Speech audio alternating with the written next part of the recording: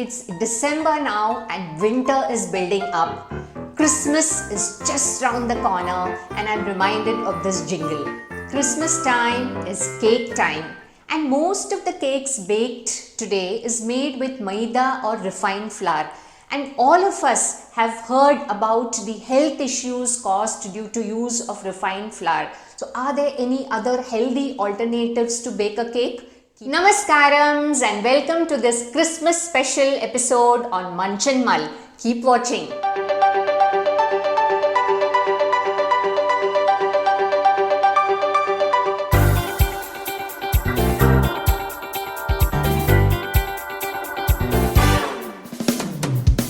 So what are we going to be baking today? Today I am going to be baking a Christmas special eggless banana chocolate cake, and without using maida or refined flour.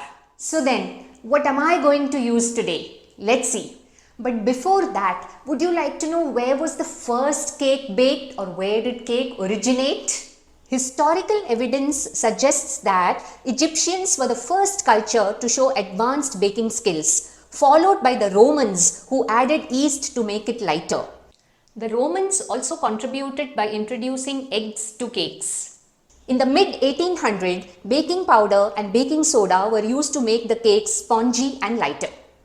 And where was the first cake baked in India? As I was researching on the history of cakes in India, I came across a very interesting article on cakes on Facebook. The story of cake in India takes off in a small coastal town in Kerala called Thalassery. Around 1880, Mamballi Bapu, a member of the Mamballi family, had been to Burma to learn about biscuit making. After a couple of years, he returned to his hometown and Bapu Mamballi started his Mamballi Royal Biscuit Factory at Thalassery, which served almost 40 different varieties of biscuits, rusks, breads and bun. The Britishers were their chief patrons. In fact, the bread dough was made by crushing wheat in crude stone grinders and using local toddy for fermenting the dough until the Britishers imported yeast into the country. As the story goes, in December of 1883, a British planter, Mr. Brown, who owned a large cinnamon plantation, asked Mamballi Baputi to make him a Christmas cake and shared the recipe with him. Some say that Baputi smelled out the ingredients and the cake that he made turned out to be better than what Mr. Brown expected, and the rest, as they say, was history.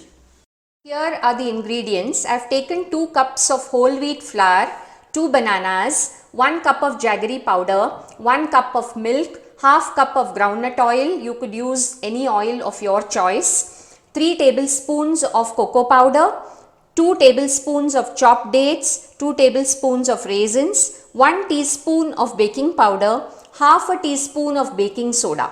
So now the first step is to puree the jaggery powder and the banana together.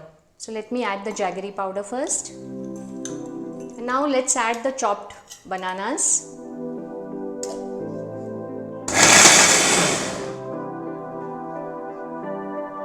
So now the next step is to sieve the flour. So I'm adding the whole wheat flour, I'm adding the cocoa powder, baking powder and baking soda.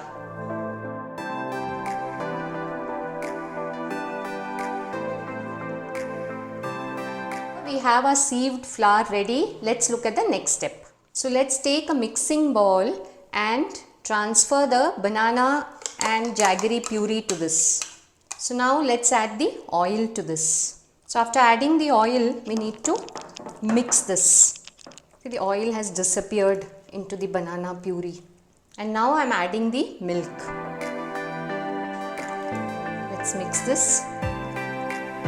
And now gradually we will fold in the flour.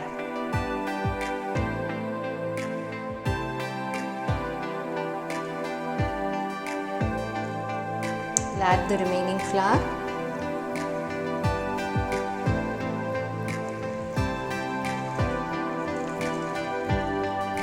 So let's add the raisins, the chopped dates.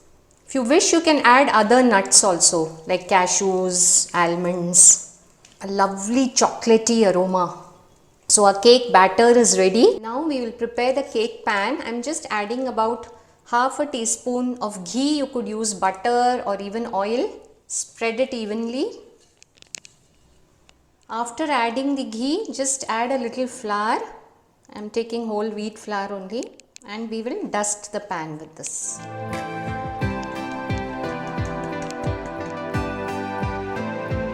Some more on the sides. So here our cake pan is ready to receive the batter. So now let's add the cake batter to the pan. So we'll just spread the batter evenly. So here our cake pan is ready to get into the oven. Till recently I used to use a pressure cooker to bake my cakes, and then when I decided to invest in an oven, I was against using a microwave oven because of the health issues associated with it.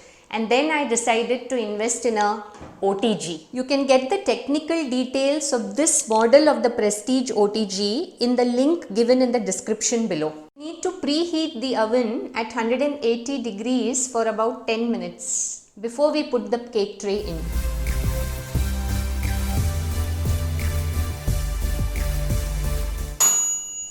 So here now let's put the cake to bake.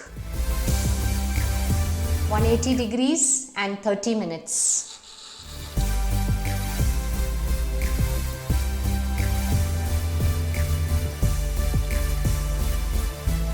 Here we go. Let's turn the cake round.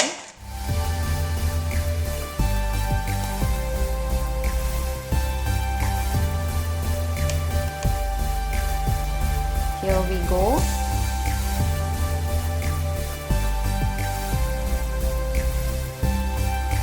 So here our Christmas special Eggless Banana Chocolate Cake is ready to be relished. Why have I used whole wheat flour instead of Maida or refined flour? Shall we mull over it?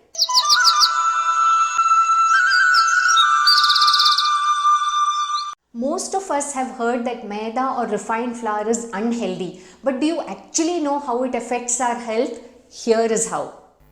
Vitamins and minerals in our food normally help in the action of enzymes. When we remove these nutrients from our food, we must get them from somewhere else in order to properly digest the food. Our tissues therefore have to part with these essential vitamins and minerals, and this eventually leads to a vitamin or mineral deficiency, which further leads to deficiency diseases. So, when we eat things that contain white refined flours, we are actually depleting nutrients from our body. There are other risks associated with the use of refined flour that lead to lifestyle diseases like diabetes, obesity, cardiovascular diseases, which we will examine in a future episode. You may be surprised to know that use of refined flour is far more common than we think. Where is refined flour found? We find them in bread, cake, biscuits, pasta, noodles, and many more food recipes. But there is good news. There are healthy alternatives to using refined flour which are available in the market today. For example, whole wheat bread, millet cookies. You also get noodles made out of wheat flour and millet flour, which we could explore. At home level also, we can definitely avoid the use of Maida or refined flour and look at healthy alternatives like what we have done today. You can also replace Maida with whole wheat flour and millet flour, and do watch out for some exciting episodes coming soon. Some of you may have already made that switch.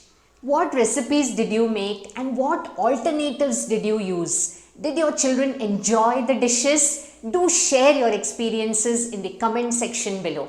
So here's wishing each one of you a very Merry Christmas and a Happy New Year.